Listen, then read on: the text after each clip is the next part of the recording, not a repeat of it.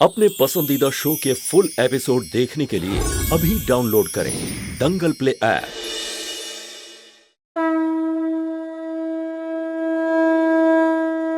जय श्री कृष्ण पंडित जी।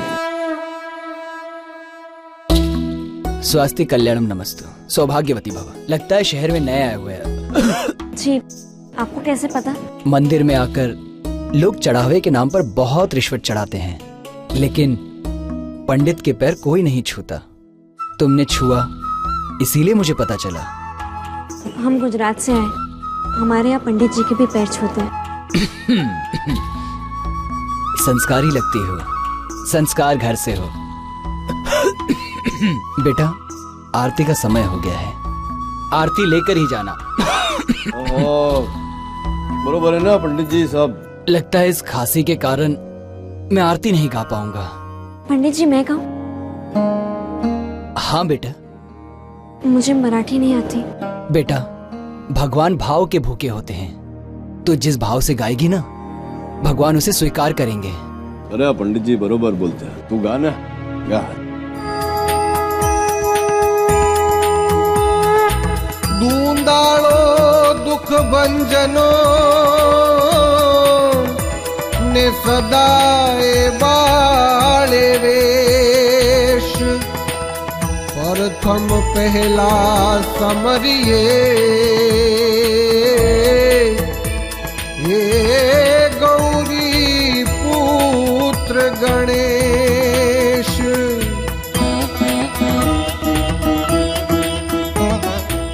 प्रथम पहला समरिए रे स्वामी तमने सुधारा,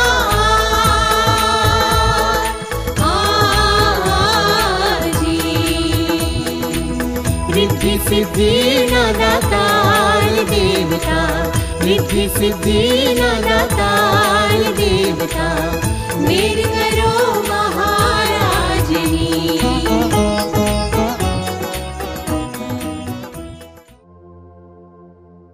हे प्रभु, जैसे आपने इस नए शहर में हमारी रक्षा की है, वैसे ही मेरे परिवार की वहाँ धर्मपुर में रक्षा करना। यहाँ मुझे कोई चिंता नहीं, क्योंकि यहाँ मालिक मेरे साथ है, पर वहाँ की बहुत चिंता है मुझे।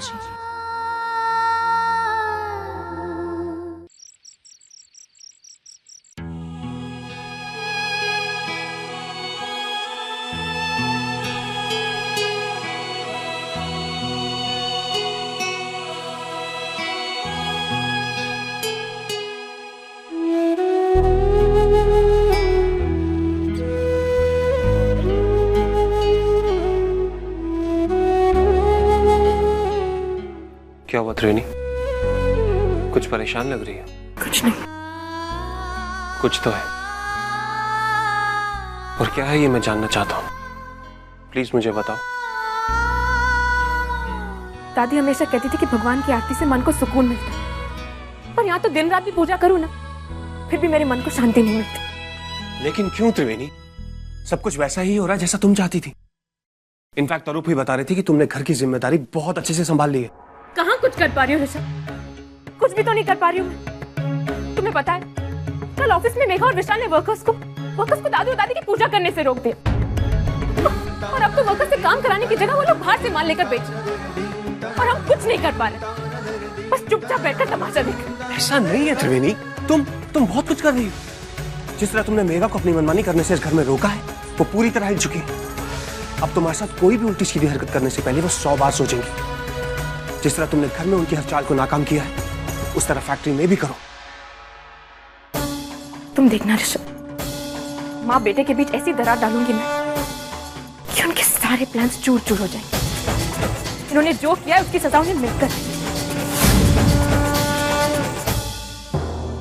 ये क्या किया आपने? पूरे किए करार में पानी नहीं थी। बस अभी हमारा काम शुरुआत ही हुआ था और आपने हमें ब्लैकलिस्ट करवा दिया। ऐसा क्या हुआ है विशाल? क्या हुआ? जो सुरंगपुर से माल मंगाया था ना आपने, धर्मपुर का मोड़ लगाकर, वो चेकिंग में फेल हो गया। पता चल गया उन्हें कि वो धर्मपुर का माल नहीं है, कंसाइनमेंट रिजेक्ट। ऐसा कैसे हो सकता है? सुरंगपुर का माल भी तो अच्छा ही होता है। अरे मॉम, ये गांव खेड़ा नहीं है, मुंबई है। वहां पर लोगों के चेहरे पर नकली मुस्कुराहट होती है, लेकिन उन्हें पता होता है कि असली और नकली में फर्क क्या है। प्रोफेशनल होते वो लोग। लेकिन आप कैसे समझेंगी कि कितनी बेइज्जती महसूस हो रही है मुझे? वो हितेन और 2 टके के कारीगर मेरे सामने जुबान लड़ा रहे थे। विशाल, आई एम सॉरी।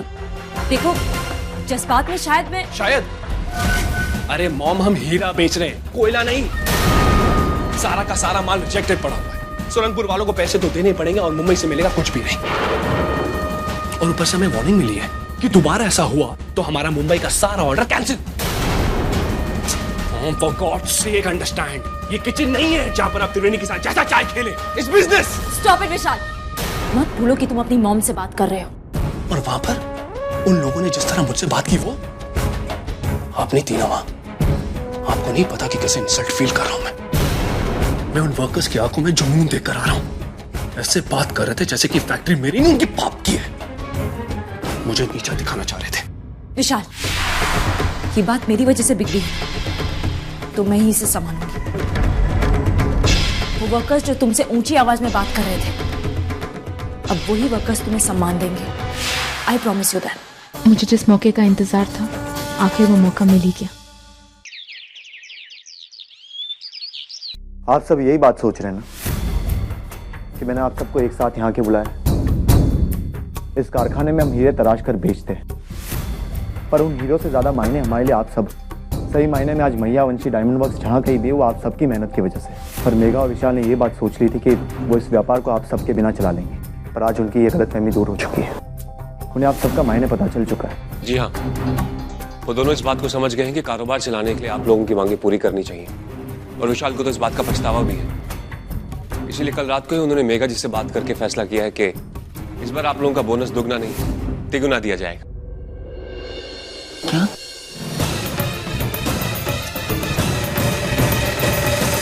आप सबको विश्वास नहीं आ रहा, पर दम ने मारा पर तो विश्वास है। मैंने अभी जो भी शब्द कहे वो सारे विशाल के शब्द। उसी ने मुझे कहा कि ये सारी बातें मैं आप सबको आके बता दूं। विशाल भाई की, विशाल भाई की, विशाल भाई की, विशाल भाई की, विशाल भाई की, विशाल भाई की, विशाल भाई की, विशाल भाई की, विशाल भाई की, विशाल भाई की, विशाल भाई की। ये कारीगर पागल हो गए हैं? मेरी जैसे क्यों कर रहे हैं? विशाल भाई की, विशाल भाई की, विशाल भाई की, विशाल, अरे विशाल भाई आ गए, विशाल भाई की, विशाल भाई की, विशाल भाई की, विशाल भाई की, विशाल भाई की।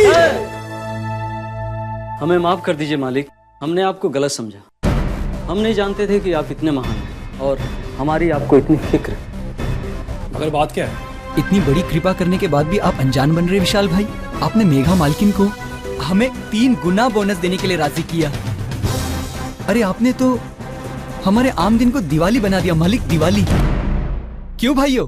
विशाल भाई की, विशाल भाई की। वो वर्कर्स जो तुमसे ऊंची आवाज में बात कर रहे थे, अब वही वर्कर्स तुम्हें सम्मान देंगे। I promise you that. Wow, mom ने जो कहा कर दिखाया। सारा गेम पलट दिया उन्होंने। सच में उनके दिमाग का कोई जवाब नहीं।